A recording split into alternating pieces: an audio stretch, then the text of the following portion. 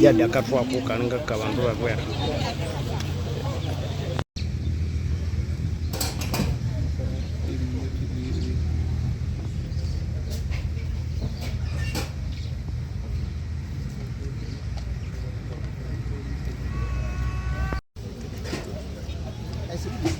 I filed an application for recount of the votes for Busongora County South constituency.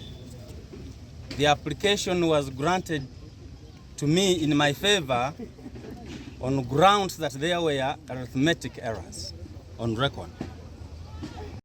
I only need your prayers and life. First, the fact that the application was granted to me, that was the first success.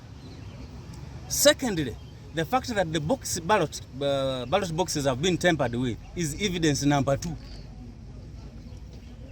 Evidence number 3 speaks for itself. Here I may not even need witnesses because this will solely rely on documentary evidence. The law provides that once you have 2 contradicting declaration of results forms on a polling station, that polling station and the results therein cannot be reliable.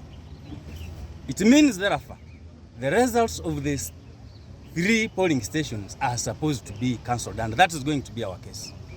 And I want to assure you that the case I'm filing in High Court is to ask for me to be declared as a winner because the purported winner results.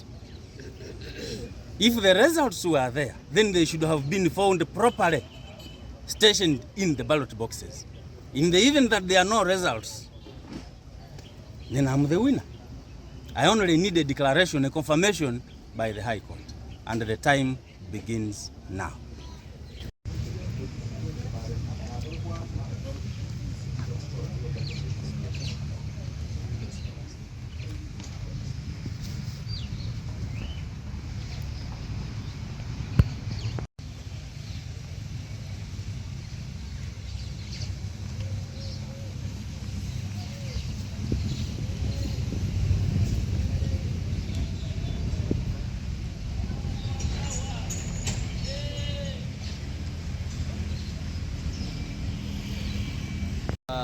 Participant that in an election how it is, everyone, you are either a winner or a loser.